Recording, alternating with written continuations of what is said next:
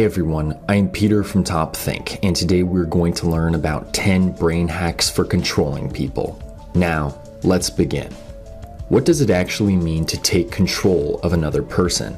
The vast majority of people will probably tell you it's some kind of superpower that turns people into puppets, letting you decide what they do, say, or even think. When you hear this crazy definition, it's easy to believe controlling someone is completely impossible.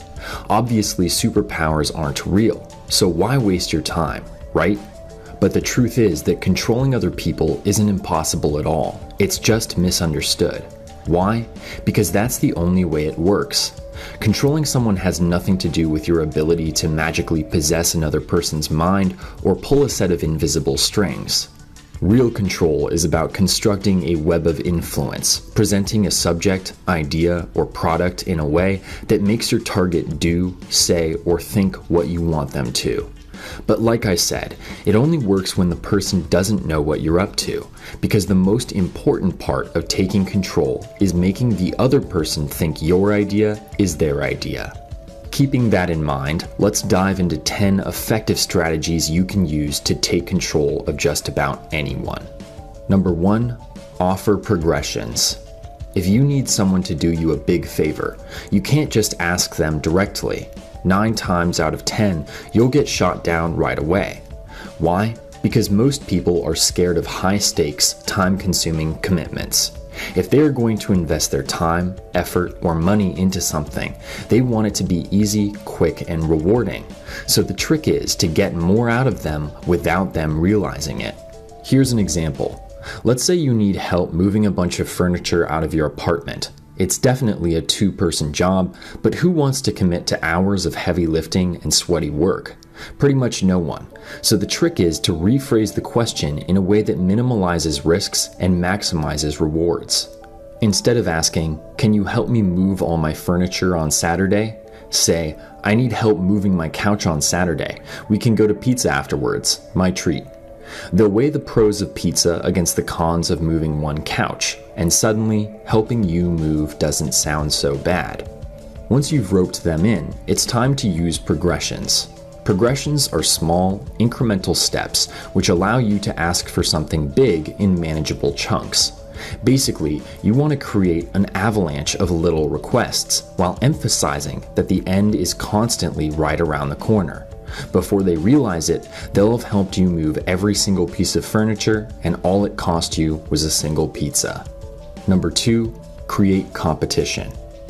One of the best ways to influence someone's behavior is to create competition, leading them to believe someone else is trying to take something they want. Competition motivates people to think with their emotions instead of their head, making snap decisions that may not be the most logically sound. Think about auctions, which live and die on the influential power of competition. Whether it's for cars, art, or antiques, people will pay ridiculous amounts of money simply because someone else is willing to bet against them. Why do people do this? Because our society is fundamentally possessive, creating a unique competitiveness that inspires us to make huge sacrifices just to own an object that someone else wants. Everyone loves to win, so take advantage of this innate fighting spirit to nudge them in whatever direction you want.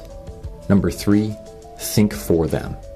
For anyone hoping to effectively control another person, this is going to be one of the most powerful weapons in your arsenal, but it's also one of the most difficult to master.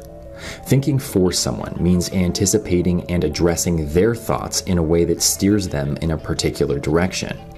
Not only do you need to present them with convincing facts, but you need to predict their concerns, air them out, and provide answers that highlight whatever it is you want them to do. In other words, thinking for someone means reading their mind. When done right, this strategy can convince even the most resilient person to do just about anything. It not only makes the other person believe you truly understand them, but it also masks the fact that you are subtly ignoring all of the actual downsides. You're taking their thoughts and fears and framing them in a way that supports your objective.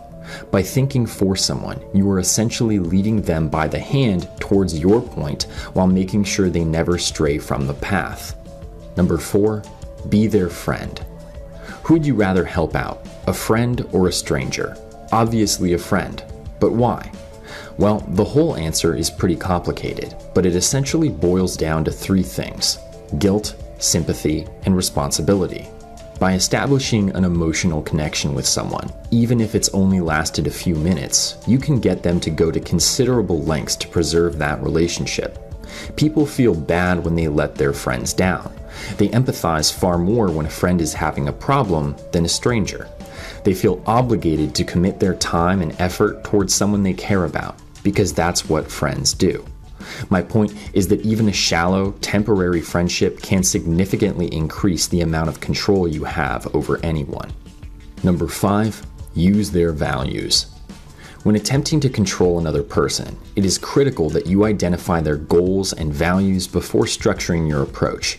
In any situation, you should be tailoring your idea or product to a specific individual.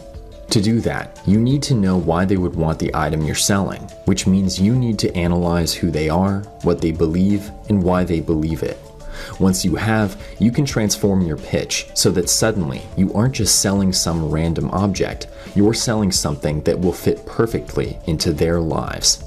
It's important to remember that control isn't about the favor or the sale, it's about the individual you're selling to. Number 6, create exclusivity.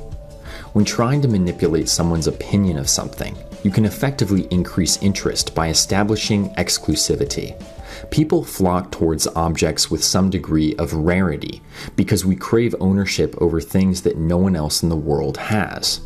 By possessing a unique item, we become a source of envy, believing ourselves to be superior in some way to the rest of the population.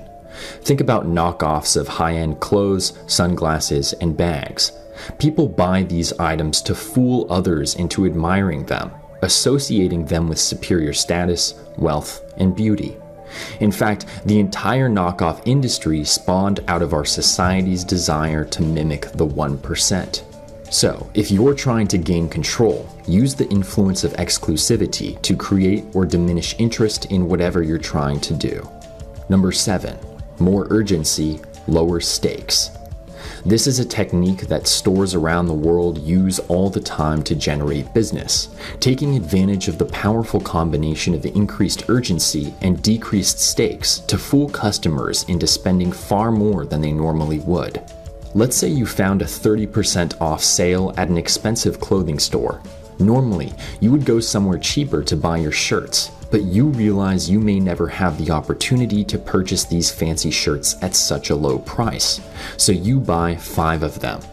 In the end, you feel like you walked away with a fantastic deal, but in actuality, you spent significantly more than you would have at the cheaper store. Not only do limited time offers make items more exclusive, which increases interest and value, but they also create the illusion of lower stakes, which keeps shoppers excited and optimistic. Number 8, watch them closely.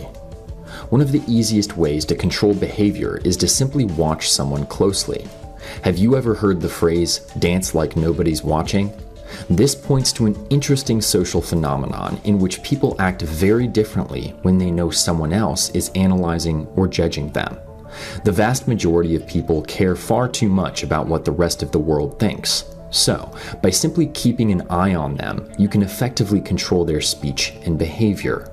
While managers use this technique all the time to ensure that their employees are working efficiently, you don't actually need any higher status or power to pull it off. In fact, some people will drastically alter their behavior just to impress a complete stranger, all in the hopes of managing the other person's opinion about them.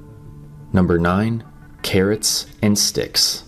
When trying to control someone, you can use both rewards and punishments to influence behavior.